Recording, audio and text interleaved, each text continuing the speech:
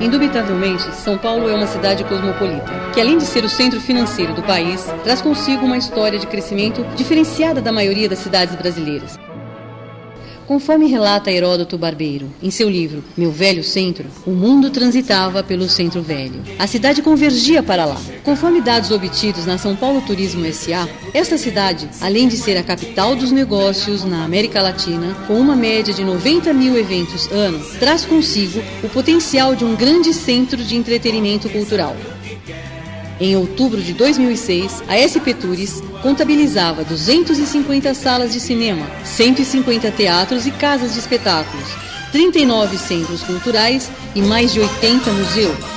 O café promoveu uma revolução na economia e na vida de São Paulo e de todo o Brasil. A construção da estrada de ferro São Paulo Railway, a SPR, transformou a cidade em um entreposto de café que era drenado do interior para o Porto de Santos e de lá para os mercados da Europa e dos Estados Unidos. O número de imigrantes foi impressionante. Em 1895, a cidade tinha 130 mil habitantes, dos quais 71 mil eram estrangeiros, mais da metade da população. E 5 anos depois, já moravam na cidade 239 mil pessoas. Acolher esses novos paulistanos, nas palavras de Heródoto Barbeiro, foi mais uma prova de que São Paulo é realmente uma cidade do mundo.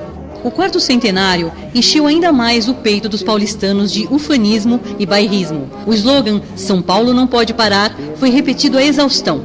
Tudo que a cidade possuía ou tocava era maior. Esse era o espírito da época. E não bastava ser o maior, mais bonito ou melhor do Brasil. Havíamos de ser os melhores da América Latina. O desenvolvimento do cinema do país deu-se de maneira vagarosa na década de 20, pois ele dependia basicamente da expansão da rede elétrica, o que ocorreu de forma precária. A partir da década de 30, as salas de cinema entraram em grande desenvolvimento, aliando-se ao crescimento da cidade, fazendo com que esse tipo de lazer passasse a fazer parte do contexto social, sendo que algumas salas mesclaram sua criação e desenvolvimento à própria história da sociedade paulistana.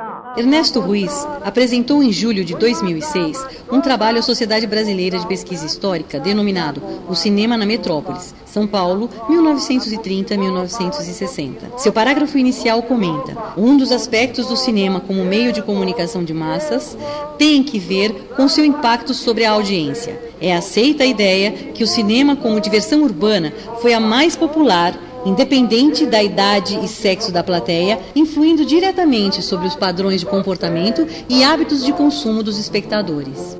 São Paulo, com a chegada do cinema sonoro, passou a construir grandes edifícios dedicados exclusivamente à exibição cinematográfica, ocupando um lugar privilegiado em termos de audiência, com transformações de importância relevante, promovendo o surgimento dos circuitos exibidores, demonstrando que o cinema se converteu no passatempo favorito dos habitantes. Aproximadamente 19 salas de cinema formavam o complexo da Cinelândia Paulistana, que tornou-se um marco da modernidade em São Paulo, aliado ao plano das grandes avenidas, proposto pelo então prefeito Prestes Maia, de estilo arquitetônico com grandes edifícios e um padrão construtivo verticalizado, entradas expandidas e marquises acompanhando um plano viário, que até hoje é vivenciado nas estruturas do centro de São Paulo. Existentes dos anos 30 a 1960, nas proximidades das avenidas São João e Ipiranga, as grandes salas exibidoras tornaram a região conhecida como Cinelândia Paulistana, o principal ponto de entretenimento da população e passarela da elegância paulistana da época. O complexo Cinelândia funcionava com uma centralidade cultural, aglutinando salas de cinema em uma organização não planejada. Toda essa movimentação fez com que as salas ocupassem o primeiro lugar em público, com um impacto considerável sobre a intelectualidade paulistana, que em 1940 criou o primeiro clube do cinema, tendo como seu maior público professores e estudantes da Faculdade de Filosofia da USP, conforme comenta Ernesto Ruiz. Tinha cinema para todo lado, todo preço e vestimenta. Com terno e gravata, era possível entrar no Cine República ou no Ritz, ou mesmo no Normandie, na rua Dom José de Barros. Com roupa comum, era possível entrar no Broadway ou no Oasis, ambos na Avenida São João, onde ficava também o metro, mas para frequentar esse último, só de fato completo, como diziam os velhos portugueses da cidade. Os cinemas populares, que cercavam as salas nobres da Cinelândia e se misturavam a elas, eram carinhosamente chamados de pulgueiros. Nesta ocasião, a Cinelândia paulistana estava em plena atividade, tendo os paulistanos como máxima diversão seu passeio ao centro da cidade para assistir ao filme do domingo, e a cada domingo um cinema diferente. As pessoas se deslocavam até a região para se envolver na magia do mundo moderno. A importância cultural que o cinema significou na sociedade paulistana é demonstrada na pesquisa efetuada com 763 paulistanos na faixa de 13 a 45 anos, em julho de 1952, e apresentada num artigo da revista O Tempo, pelo professor Autos Pagano.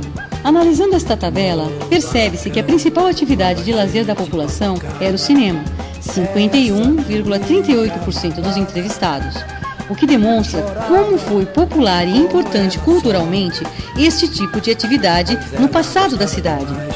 Nos anos 40 e 50, as salas de cinema eram frequentadas com uma assiduidade que poucas cidades do mundo podem ter hoje ao seu crédito, inflando assim o orgulho paulistano. Os filmes mostravam aos espectadores o modo de vida nos países mais avançados, introduzindo formas de comportamento e os avanços tecnológicos da vida urbana.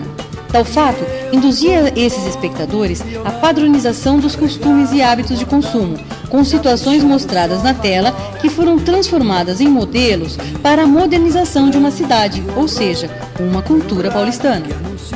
Assim, pela base histórica apresentada em relação ao centro de São Paulo, mais pontualmente a região da antiga Cinelândia paulistana, acreditamos na viabilidade de uma roteirização pelo centro histórico de São Paulo.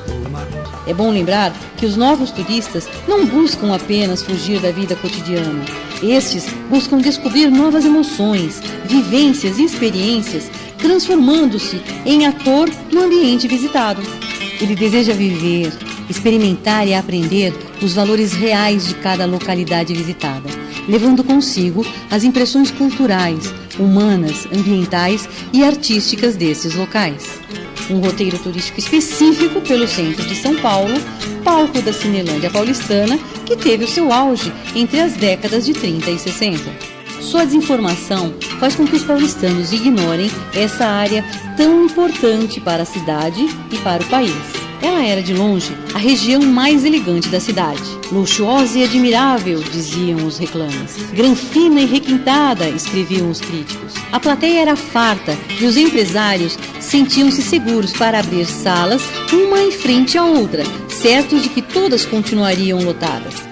Resgatar a Cinelândia é um sonho de muitos cinéfilos. Porém, antes disso, é preciso fazer do centro um ambiente mais seguro e agradável, de fácil acesso, com cafés e restaurantes e, é claro, vagas para estacionar o carro, o que demonstra a necessidade do apoio de órgãos públicos, principalmente a subprefeitura. Vale a pena lembrar que polo cultural em atividade atrai infraestrutura pública e privada, e a roteirização turística movimenta o comércio, aquece a economia, gera emprego, gera tributos e revitaliza o local. Para quem vender o roteiro, os interessados diretamente em tal empreitada é o comércio local por onde a roteirização passará.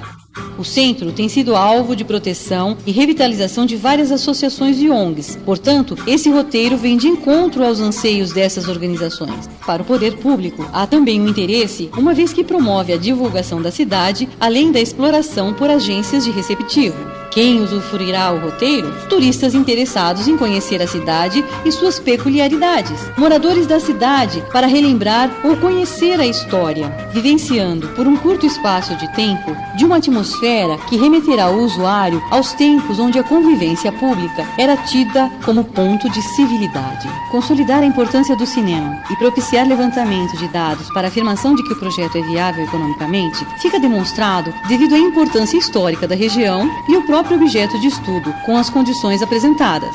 Atingindo o social em todas as suas camadas, a necessidade de ofertas de lazer nessa metrópole torna-se de vital importância para a compensação do estresse cotidiano, sendo que o cinema pode objetivar o crescimento cultural, aliado ao desenvolvimento econômico e à socialização da região. A formação do preço de venda apresenta-se no quadro a seguir. As parcerias e a participação do poder público não foram computadas, uma vez que o projeto ainda não está finalizado e, para fins didáticos, apresentamos somente a perspectiva de viabilidade da atividade. Esse produto sofrerá depreciação em 5 anos, conforme valores discriminados na tabela a seguir.